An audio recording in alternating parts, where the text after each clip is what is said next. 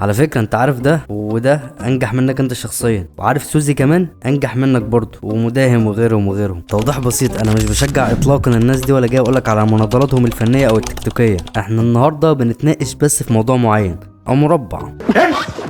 عارف انت احساس انك تكون ماسك موبايلك فاتح انستجرام، التطبيق الجميل اللي الوان زاهيه، اللي كل لما تفتحه يجيلك اكتئاب ويحسسك بالدنيا وانك ولا شيء، وكل عمرك اللي ضاع في التعليم ده مش محسوب اصلا؟ ليه بقى بتحس كده؟ لان الانستجرام زي ما قلنا تطبيق وردي، مش وردي من بره من لونه، لا وردي من جوه. دايما مش بتشوف هناك ناس زعلانه او حد مكتئب او حد بيعيط في صوره، انت كل اللي هتشوفه هو قد ايه اللي في الصوره ده او اللي في الريل جامد جدا، وبيروح باريس اخر كل اسبوع، واندونيسيا وبالي والمالديف وكل الاماكن اللي انت تقريبا حلمت تروحها ومش عارف. وحتى لو مش بيسافر بره مصرنا الحبيبه او بره الدوله اللي انت منها، في الغالب هيكون بيوريك الحياه السلسه بتاعته، وبيوريلك اجمل الاماكن واجمد الصور، وانت تشوف كل الكلام ده وتفضل تأنب نفسك، هو انا ليه كده؟ هو ليه كده؟ وايه اللي حصل اصلا؟ ومليون كلمه اشمعنى بتتقال بقى. فبتقرر بكل هدوء انك تنسحب من هذا التطبيق اللعين، ومش بتفتحه تاني غير لما يجيلك نوتيفيكيشن بعد شهرين. مين بقى الناس دول؟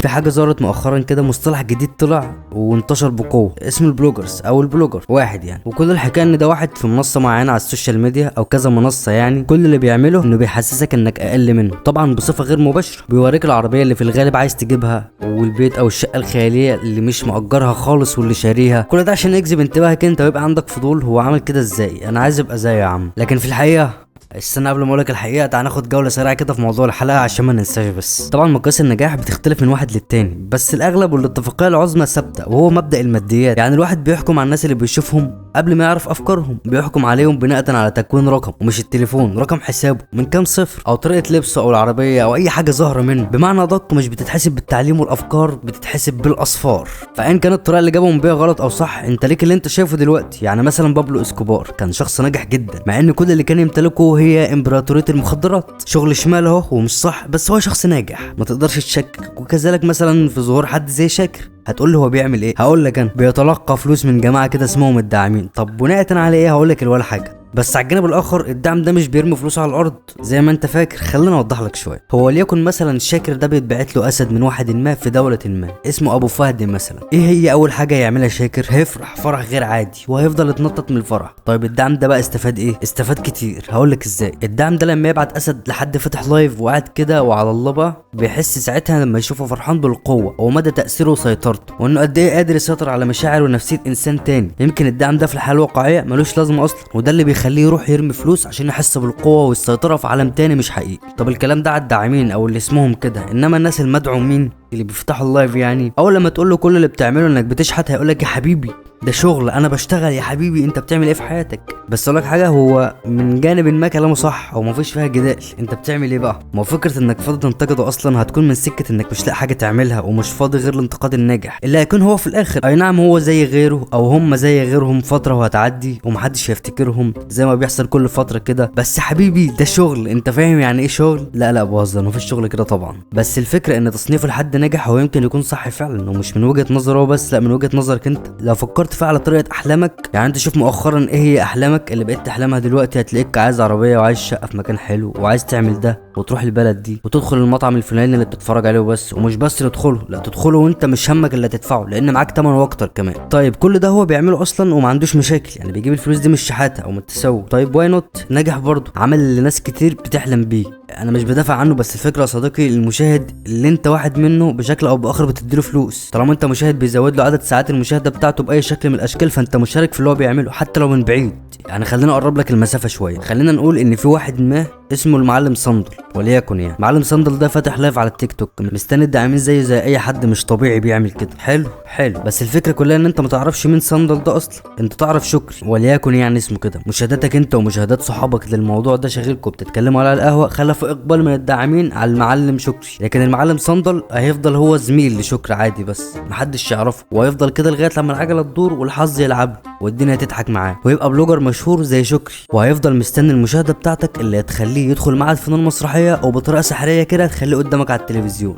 بعد لما دخل المعهد وبقى بشكل قانوني ورسمي كده ممثل وفنان، ولازم ومفروض عليك تقبله، لان لو ما تقبلتوش ممكن يكون في فرح ما ويضربك بالقلم عشان انت كنت عايز تتصور معاه اصلا. انت مين بقى؟ انت المشاهد اللي خليته توصل لكده اساسا. شفت التويستيه فين؟ وده لما يحصل هيخليك تسال سؤال مهم قوي بنساله لنفسنا كل يوم، والعمر عدى في تعليم وخدنا شهاده، هنعمل بيها ايه دلوقتي؟ هل هنحطها في المصلحه؟ وشويه كلام من ده بقى. بس ده مش عشان واحد ولا اتنين او حاله، لا ده عشان قطيع بقى ماشي بنفس الفكر كمثل الحال. الفود بلوجرز، المصطلح اللي ظهر فجاه وانتشر كده بين الناس. هو كان في الاول مجرد كدبه، بس اللي كتب الكدبه خلى الناس تصدقها عادي. ليه بقى وازاي خلى الناس تصدقها؟ عشان هو بياع شاكر، بياع شاطر، مش هتعرف تمسك عليه حاجه واحده بس، اي اوردر هيجيبه هيقول لك كلمه واحده عليه جامد وبس كده. طب يا سيدي انت جربته وما لقيتوش جامد وكان اوفر ريتد، ودخلت قلت له الكلمتين دول وقلت له انت غشاش، هيقول لك اذواق، ممكن حاجه تعجبني ما تعجبكش والعكس صحيح. يعني ممكن يفضل يشتم في حاجه او اوردرات مطعم معين وتجربه بصدفه ويعجبك، هتتكلم هيقول لك اذواق. ده بقى بيوضح لك حاجه مهمه قوي، وهو الشخص ده ما هو الا مجرد شاطر بيعرف يبيع لك، بس مش منتج، بيبيع لك كلام، ومن خلال الكلام ده بيعيش هو حياه انت نفسك تعيشها باي طريقه. هو بقى كل اللي عليه انه فهم اللعبه، وازاي بقى انجح منك.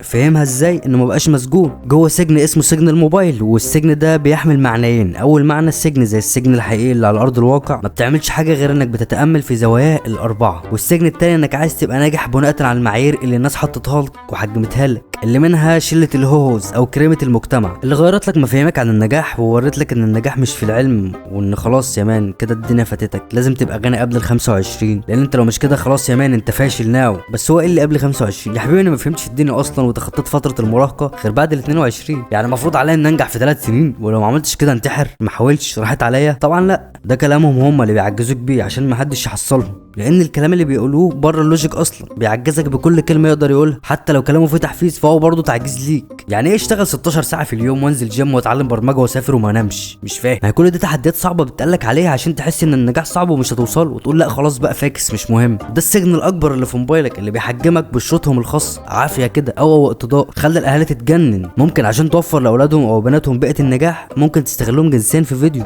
او شويه صور، لان طبيعه الانسان في العموم مش مجرد جنسيه معينه تخليه ما يقطعش اللي قدامه او ما يرمش ويفضل مركز في حاله الكلام على الجنس. فاصبح ان دي سلعه جديده وناس استغلتها بطرق كتير عشان برضه تبان انها انجح منك، وفي الحقيقه هي انجح منك برضه لو جيت تدور. يعني مش مهم الطريقه بقى، انت ممكن تستخدم مليون طريقه للوصول، غلط صح، المهم الوصول اللي في الاخر. طبعا مش بقول لك اعمل كده، انا بفهمك وبوضح لك بناء على افكار اللي وصلت لك. بس ممكن نطلع بالكلام ده بايه؟ بانك تشتغل وتفكك من كل الناس دي، ولو مش عاجبك ومش متقبله ممكن تسكيب وخلاص وشوف مصلحتك انت اللي بالمناسبه انت ادرى بيها. يعني لا انا ولا غيري ممكن نقول لك تعمل ايه، انت الوحيد اللي هتبقى فاهم ده. وحاجه اخيره مش عارف اوصلها لك ازاي، بس يعني ايه هنحاول نوصلها مع بعض كده. الناس اصبحت مؤخرا بتفرح لما تلاقي حد فشل وما نجحش، ده عشان النجاح اصلا طبيعه العاده ان هو صعب، فلما يلاقوا حد كان بيحاول وفشل، ايوه طب ما ده العادي يا جدعان، ده اللي بيحصل، اذا انا مش هجرب عشان فاهم خوف بقى من ايه، من المواجهه والتحديات وكده يعني. فبس كده، لو عجبك اللي بقدمه ممكن عادي جدا تدوس سبسكرايب، مش هيحصل حاجه خالص، ممكن تدوس لايك، ممكن كومنت، ويلا صباحكم مساكم لذيذ.